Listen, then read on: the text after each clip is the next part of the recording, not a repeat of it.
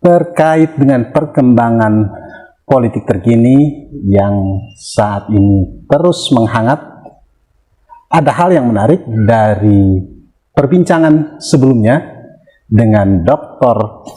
M.S. Kaban seputar pentingnya pemimpin yang cerdas. Untuk mendalami lebih jauh ke arah mana sebenarnya yang dimaksud dengan faktanya kita membutuhkan pemimpin cerdas ini, kembali kita berbincang dengan Dr. M.S. Kaban, akademisi dari Universitas Ibnu Khaldun Bogor, yang juga Wakil Ketua Majelis Syuro Partai Umat. Pak Kaban, dalam perbincangan kita yang lalu, Pak Kaban menyampaikan bahwa faktanya kita memang butuh untuk perubahan ke depan itu seorang pemimpin yang cerdas. Nah, pemimpin yang cerdas di parlemen tentu saja juga seperti itu. Gagasannya akan diterjemahkan dalam berbagai bentuk perundang-undangan. Nah, Pak Kaban, yang ingin kami dalami ini, apa catatan-catatan Pak Kaban memotret pemerintahan dan parlemen saat ini? Gimana nih, Pak Kaban? Ya, terima kasih, Bung Hadi. Kita memang sekarang ini dalam melihat fakta pemerintahan yang ada sekarang, jadi standar kita atau starting kita adalah kita berangkat dari spirit reformasi. Ada dua presiden, ya kan, hasil pilihan selama reformasi ini, ada SBY, ada juga Presiden Jokowi. Nah, kita bisa lihatlah dalam perjalanannya ini, ya, pemimpin dalam arti kata sebagai kepala pemerintahan sekaligus sebagai kepala negara. Sebagai kepala pemerintahan, kita sekarang dihadapkan kepada munculnya masalah-masalah yang kemudian membuat posisi kita bernegara ini, berbangsa, seperti berada dalam suasana yang tidak kondusif. Artinya apa? Misalnya pertambahan hutang yang cukup besar, dan itu konsekuensinya adalah kewajiban beban negara. Konsekuensi kewajiban beban negara adalah kepada rakyat, pada masyarakat. Kemudian bagaimana kita dihadapkan sekarang ini kepada semakin menyempitnya, ya, semakin menyempitnya ruang gerak, peluang untuk memberi kesempatan pada generasi-generasi baru, ya, generasi-generasi, katakanlah generasi milenial, karena kita ini sebagai bangsa dihadapkan kepada bonus, ya, bonus demografi, bahwa ada kaum-kaum muda, ya, kaum-kaum muda yang energik, kaum-kaum muda yang cerdas, kaum-kaum muda yang mereka adalah sangat bergairah. Maka tugas pemerintah, tugas negara harus suka tidak suka ini menjadi peluang pada mereka. Nah, sekarang faktanya bahwa terjadi penyempitan sehingga timbul ketimpangan, dan kemudian itu akhirnya menjadi beban-beban biaya yang cukup mahal di masa yang akan datang. Nah, jadi persoalan lapangan pekerjaan, persoalan bagaimana meningkatkan pendapatan, bagaimana memberdayakan sumber daya kita, yang itu betul-betul memberikan peluang yang terbuka, ya, bagaimana setiap daerah-daerah yang memiliki resources kemudian membuat wilayah-wilayah itu menjadi sebesar-besar kemakmuran rakyat. Ini bahasa konstitusi. Jadi bagaimana rakyat di daerah-daerah, ya, sebagai sentra-sentra pertumbuhan itu betul-betul mereka menikmati kemakmuran dari hasil pengelolaan, pemanfaatan, pengorganisasian sumber daya yang ada di sana. Nah, adanya penolakan, ya, adanya penolakan dari kaum pekerja terhadap lahirnya Undang-Undang Cipta Kerja, karena Cipta Kerja ini dia masalah. Ini harus bisa diselesaikan. Nah, bagaimana juga ketimpangan pemilikan pengelolaan lahan-lahan antara katakanlah korporat, kelompok-kelompok korporat ini dengan masyarakat. Bagaimana kita menaikkan jumlah kaum menengah secara signifikan. Nah, ini tugas pemerintah. Inilah yang sekarang ini hilang. Nah, bagaimana ke depan? Nah, sudah tentu ini semua bisa terwujud jika, ini catatan, jika anggota-anggota parlemen itu berdaulat. Anda melihat sekarang ini tidak berdaulat? Jadi sini. Jadi hari ini kedaulatan anggota-anggota DPR itu masuk dalam kerangkeng. Ini menurut saya demokrasi menjadi tidak sehat, hak-hak rakyat menjadi tidak tersuarakan. Nah, jadi akibatnya adalah pemerintah ketika dia membuat kebijakan-kebijakan yang tidak menyentuh sebesar-besar kemakmuran rakyat, itu akibat dari hilangnya kedaulatan anggota-anggota parlemen. Jadi ke depan itu ya, saya betul-betul akan terus mendorong bukan kedaulatan partai yang harus dikedepankan, tapi kedaulatan anggota, kedaulatan rakyat, karena dia dipilih oleh rakyat dan tugas dia adalah mengontrol pemerintah.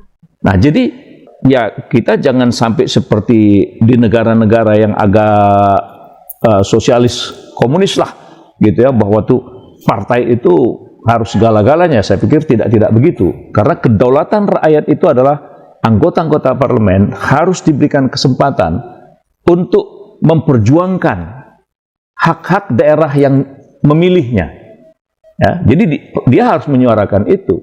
Kemudian apa yang bisa dibawa dari pusat ke daerah dan apa yang perlu disampaikan dari daerah ke pusat itu disuarakan oleh anggota-anggota parlemen. Nah, bahwa semuanya itu diselesaikan oleh partai karena lobby-lobby dengan pemerintah. Nah, ini akan menghilangkan harga diri atau menghilangkan gezah atau izah dari parlemen. Jadi parlemen itu adalah intinya bagaimana mengembalikan kedaulatan rakyat itu, sehingga tapi kan prakteknya Pak Kaban, suara parlemen itu adalah suaranya partai. Nah, itu kan tidak bisa terhindar itu. Ini yang saya katakan tadi, kalau kita mau membangun bangsa ini menjadi negara yang bermartabat, maka kedaulatan rakyat itu harus paling depan. Nanti rakyat seperti kami memilih, tapi kemudian apa yang apa ini gejala partai yang tidak mampu membaca aspirasi terdalam masyarakat atau seperti apa, Pak Kaban? Nah, disinilah saya katakan itu bahwa partai itu adalah institusi yang dia berjanji di dalam tujuannya untuk melaksanakan apa yang menjadi cita-cita kita bernegara dan berbangsa. Kan itu satu poinnya.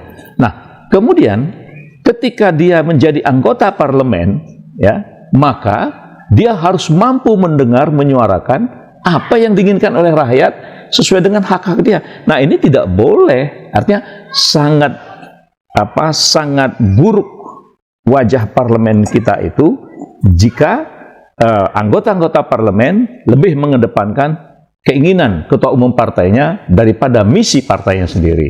Kan realitasnya sampai sekarang partai itu tidak hanya ketika berkompetisi di pemilu, tidak hanya menghantarkan wakil-wakil rakyat untuk duduk melalui partainya di parlemen, tapi juga mmenghantarkan siapa yang akan duduk, yang akan menguasai pemerintahan. Ini kan tidak bisa terpisah, Pak Kaban. Kira-kira gagasan apa yang harus dimulai untuk melakukan perubahan itu? Kan ini semangat masyarakat, ini aspirasi masyarakat ingin berubah, kan itu. Nah, bagaimana Partai Umat menangkap aspirasi perubahan itu sebenarnya apanya sih yang ingin berubah itu? Ya, sebetulnya sederhana menurut saya.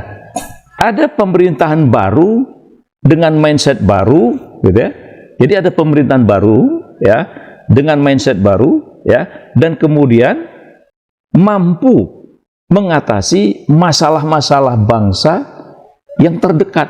Jadi artinya bagaimana pemerintah itu dia sadar dia hanya memiliki waktu 5 kali 365 hari. Nah, coba bayangin tuh. Jadi dalam tempo 5 kali 365 hari, bagaimana dia bisa membuka lapangan kerja yang seluas-luasnya, bagaimana dia bisa mencapai target untuk mengangkat derajat harkat kelas menengah baru, ya, kelas menengah baru, sehingga bagaimana kelas menengah bawah ini menjadi kelas menengah baru. Nah, itu dalam tempo 5 kali 365 hari. Nah, bagaimana contoh sekarang? Bagaimana pemerintah baru itu dia bisa menaikkan nilai rupiah, ya, naikkan nilai rupiah dari $1.16.000 menjadi $1 katakanlah 11 atau 12.000 dalam tempo kita katakanlah 5 kali 365 hari itu. Nah, jadi ini kan dia menjawab tantangan, ya kan? Kemudian dia buka lapangan sehingga lapangan kerja naik kelas menengah baru dengan memperkecil ketimpangan-ketimpangan pemilikan lahan, pemilikan sumber-sumber daya, dan bagaimana kekayaan-kekayaan alam yang sudah dikeruk itu betul-betul membuat wilayah-wilayah itu betul-betul menjadi tumbuh. Oke, Pak Kaban, kita coba dalami salah satu ketimpangan tadi. Itu kan salah satu masalah yang Pak Kaban sebut yang bisa dipotret dari pemerintahan sekarang ini. Kekayaan yang melimpah ini, katakan lahan tadi, hanya dimiliki oleh segelintir orang. Apa gagasan Pak Kaban agar masalah ini selesai? Artinya, pemerintahan baru ke depan, parlemen baru ke depan, tidak lagi punya masalah terhadap penguasaan lahan oleh segelintir orang. Kira-kira gagasannya apa nih Pak Kaban? Apakah land reform misalnya begitu? Nah, jadi istilah itu bisa kita buat dengan berbagai lah, yang populer, tapi yang paling penting dalam tempo 5 kali 365 hari, bagaimana penguasaan lahan-lahan perkebunan misalnya itu dibalik. Misalnya kebun sawit, bagaimana rakyat 60, korporat 40. Wah, ini saya kira kalau itu bisa dilakukan, itu terjadi perubahan yang sangat luar biasa. Jadi artinya muncul kelas-kelas menengah baru. Dibalik dia, rakyat, masyarakat 60% menguasai lahan, korporat 40%. Soal bahasanya terserah ya. Apakah mau land reform atau apa dan sebagainya. Dan kemudian hak-hak. Nah, jadi gini, bagaimana dalam mengelola sumber daya, terutama masalah katakanlah kawasan-kawasan di sektor kehutanan misalnya, bagaimana masyarakat adat, ya, bagaimana masyarakat adat, mereka jangan dipersulit. Maka bagaimana mereka bisa memanfaatkan lahan-lahan itu, ya, dengan skala-skala ekonomi dan kemudian diberikan. Nah, contoh misalnya, ada gagasan sekarang ini, ada gagasan membagikan lahan 55 juta hektar untuk rakyat. Pertanyaannya, 5 juta hektar untuk rakyat itu apa feedbacknya? Apakah hanya sekedar bagi-bagi lahan tanpa kemudian apa yang harus diisi, ya, sehingga kemudian pada akhirnya itu menjadi sumber konflik. Nah, kita pemerintah baru, ya, dengan parlemen baru yang berdaulat, nah ini harus mampu mengangkat ini. Oke Pak Kaban, apa kritik Pak Kaban dengan kesiapan kita menghadapi krisis pangan ini? Pertama, Bung Adi, kita krisis pangan itu berarti ini menyangkut kebutuhan pokok, ya kan? Nah, apa kebutuhan pokok rakyat Indonesia? Kebutuhan pokok rakyat Indonesia yang sangat strategis itu adalah beras. Beras itu adalah padi. Nah, lahan untuk menghasilkan beras padi ini sawah. Ya, sawah. Nah, kemudian tingkat kesuburan lahan, nah ini, tingkat kesuburan lahan untuk menghasilkan beras itu ada di Pulau Jawa. Pertanyaannya adalah, sampai sejauh mana wilayah-wilayah subur, tanah-tanah kelas 1 untuk menghasilkan produksi-produksi ini itu terjaga dan terpelihara tanpa diganggu. Itu satu. Kedua, sampai sejauh mana kemampuan untuk merehabilitasi, memperbaharui semua kawasan saluran-saluran irigasi untuk persawahan-persawahan itu.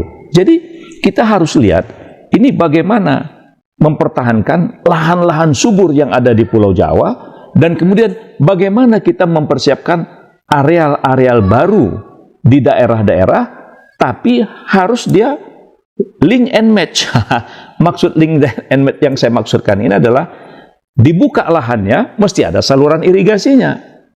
Jangan dibangun saluran irigasi, nggak ada cetak sawahnya. Nah, untuk mencetak sawah itu, poin yang paling penting menurut saya, bagaimana melibatkan masyarakat.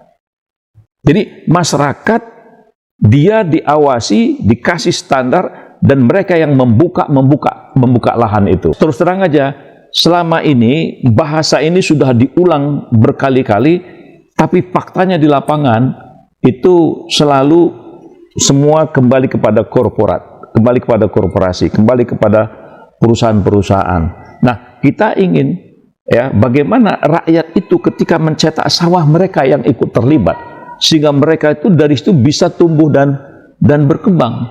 Jadi bagaimana ini menyebar? Bagaimana ini meluas? Nah, ini memerlukan sebuah kebijakan yang betul-betul mencetak sawah itu rakyat terlibat, masyarakat itu terlibat, masyarakat adat itu diajak. Jadi kita jangan lagi ada dikotomi, ya, karena semua itu adalah rakyat. Jadi kalau itu ada lahan adat, maka bagaimana adat itu bisa mengelola sumber-sumber lahannya bisa lebih produktif tanpa mengurangi hak-haknya. Nah, di sini tugas pemerintah untuk membuat kebijakan-kebijakan, dan kemudian parlemen itu membuat undang-undang, ya, undang-undang yang selalu melindungi rakyat. Nah, jangan sampai seperti sekarang membangun infrastruktur, tapi kemudian ada lahan-lahan rakyat yang dipakai oleh negara, tolnya selesai, tapi rakyatnya tak selesai ya? Nggak selesai. Nah, jadi ini kan ada sebuah disharmoni akhirnya gitu. Nah, jadi kita ingin mencari solusi, ya. Jadi tugas pemerintah yang cerdas itulah selalu memberikan jawaban-jawaban untuk mengatasi masalah, dan kemudian untuk ada perlindungan, parlemen yang kuat, parlemen yang berdaulat, membuat undang-undang yang senantiasa membela rakyatnya. Saya kira bisa. Nah, Pak Kaban, ini kan banyak sekali masalah yang harus diselesaikan pemerintahan ini.